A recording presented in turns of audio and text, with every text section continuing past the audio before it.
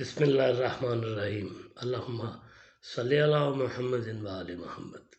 दोस्तों, कल मसरूफ़ियत थी शब बारात की वजह से, और दीगर और भी मामलात होते हैं फिर साथ में नज़र न्याज़ के, इसलिए कल वक़्त ना मिल सका।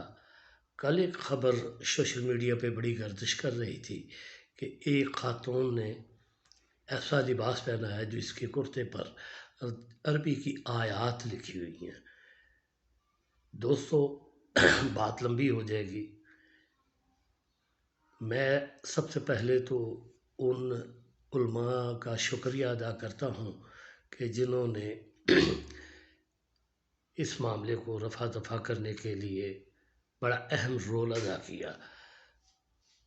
एक आलिम दीन अहले सुन्नत से था और एक अहले तशय्युअ से था, और जिस बात यह है कि जिस पुलिस ऑफिसर के पास ये केस किया, उन्होंने SHO को बुला के तहकीक करवाई, और वो ख़ुद एक पढ़ी लिखी ख़ातून, सैयद फैमिली से ताल्लुक़ था।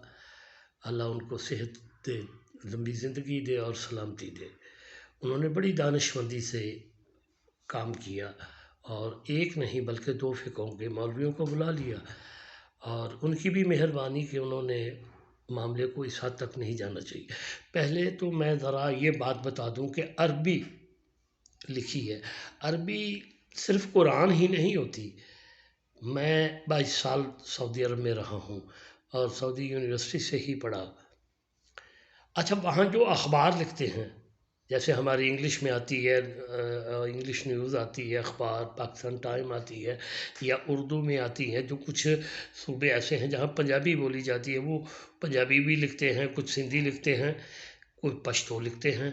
तो ये मतलब नहीं है कि वो लिखते तो सारे उर्दू में ही हैं, लेकिन उनका सियाक़ो सबाक़ और होता है, क्योंकि वो और ज़ुबान में लिखी हुई उर्दू है।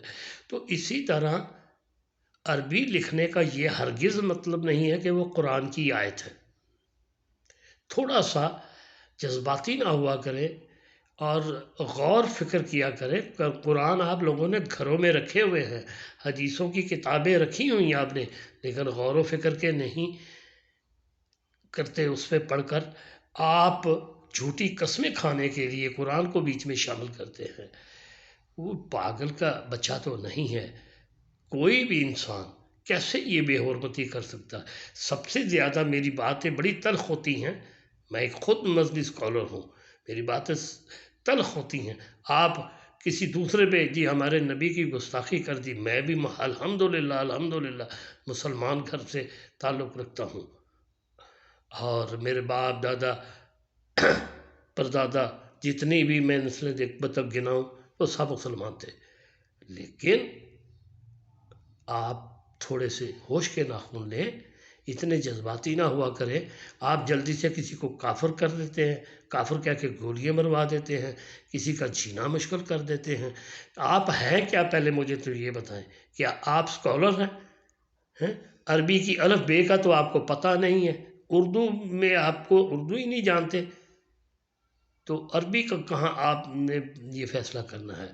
मेरी इवाम से अपील है, खुदा के लिए ऐसा कोई मामला आ जाए तो जज्बात में ना आया करें।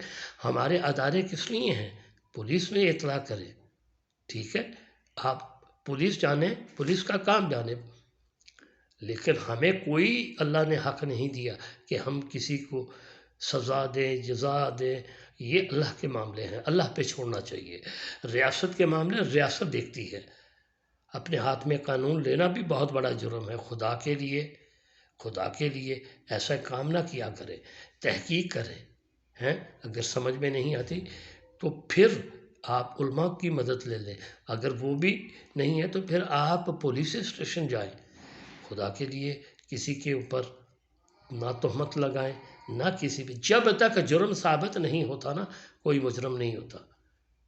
खुदा के लिए मेहरबानी करें और अपने जज्बात को अपने ठंडा करें और अपने एक हाथ में रहें।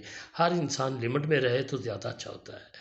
आपकी बड़ी मेहरबानी है, आपसे रिक्वेस्ट कर रहा हूँ, کہ خدا کے لیے ایسے معاملات سے دور رہا کریں، اگر ایسے کوئی معاملے ہو جائیں تو قانون کے حوالے کریں۔